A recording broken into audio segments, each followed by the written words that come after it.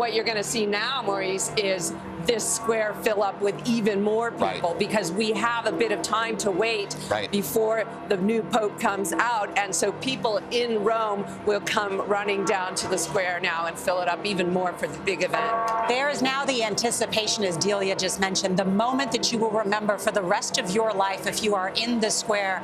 People, of course, running now to the square because we have not yet learned, they have not yet said, Habemus Papam, and revealed who will be the next Pope for the more than billion Catholics worldwide.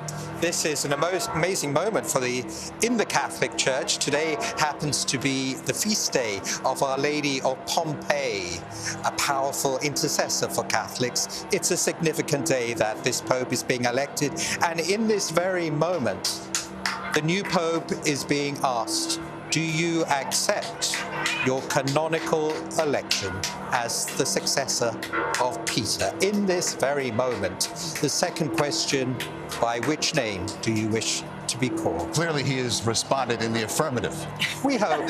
Let's hope so. And then he moves into the room of tears, yes? That's right. Take us through that, John. So there is a room that is just sort of off the Sistine Chapel, which is known as the Sala delle Lacrime, the room of tears.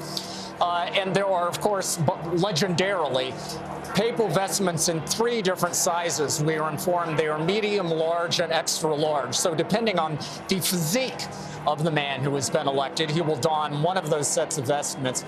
And then he will come back out. The cardinals will greet him and congratulate him personally. And then we will have the Habemus Papam announcement, which, let us remember, begins, Annuncio vobis Gaudium Magnum, I bring to you news of great joy. And that phrase, great joy, is what we are feeling from this crowd right now. And we should remind our viewers that last time for Francis, it took about an hour and 15 between seeing the white smoke and seeing the new Pope appear there at the loggia, at the balcony, to then address the world.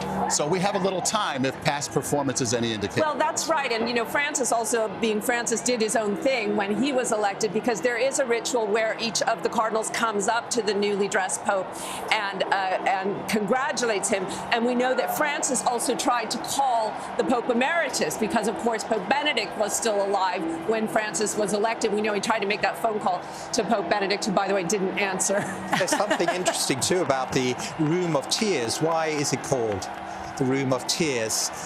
Just by that beautiful fresco of Michelangelo just to the left of it, the Last Judgment. And it's the Room of Tears because popes are said to break down in tears.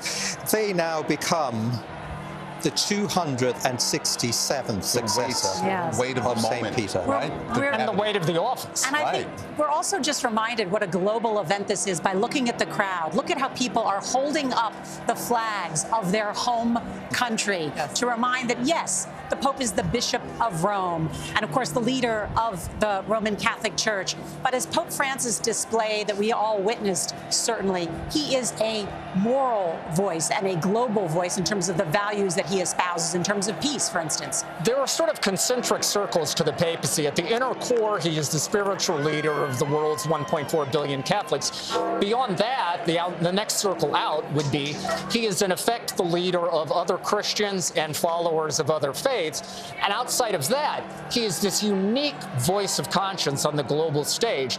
We heard Cardinal Ray in the homily Pro Elegenda Romano Pontifice say that the world expects the Church to be that voice for fundamental humanitarian and spiritual values that it so desperately needs. And it's a role that really only a pope can play. And that's part of the joy that people are feeling now. We have felt the absence of that voice since April 21st, when Pope Francis returned to the Lord's house. Now we will have someone occupying that space again. For more now on what this means, our Rome-based correspondent Chris Livesay is among the crowds. Chris?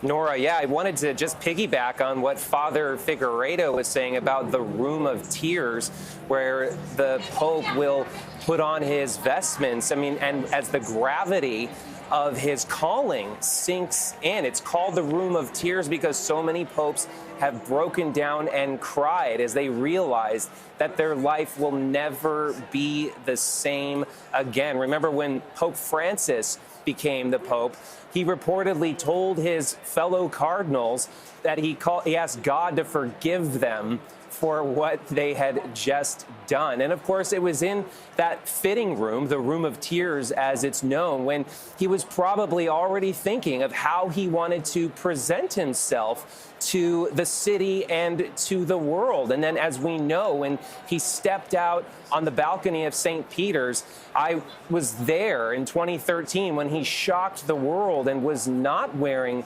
that extravagant papal regalia of popes who came before him. He wasn't wearing that red mantle, the mozzetta. He chose instead to present himself more as a humble priest. And of course, that was a sign, a symbol of that papacy of Pope Francis that was to come. So keep that in mind as we wait to see the Pope and how he's dressed. It's a lot more than a simple fashion statement when he comes out onto that balcony.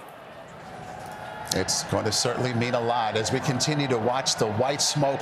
By the way, that's a lot of smoke coming out of there. That is done with a chemical compound in a cartridge in the stove, and that smoke continues to rise out of the Sistine Chapel, and the crowd is really just feeling the moment. I just wanted to point out that we've heard the bells ringing. And yesterday, if you caught the CBS Evening News, we profiled a man named Giacomo, a 38-year-old Roman who goes around programming the bells of all of the churches in Rome, throughout Rome, more than 100 of them. He programs them to ring in unison with the bell here at St. Peter's Basilica. Just a special moment there. For the people to hear and know that this And we should add, Maurice, that, you know, that business of ringing the bells, although it is magical and it's lyrical and it summons this sort of sense of the moment, originally it was actually a solution to a logistical problem, which is this chemical mix you're talking about. Before that was really working, the smoke would often come out as a kind of indistinct gray, and nobody could tell whether it was white or black. So they decided to start ringing the bells at the same time in order to make sort of put an exclamation point on the fact that we have elected a new pope. And that smoke's been going on for more than 10, 12 minutes now.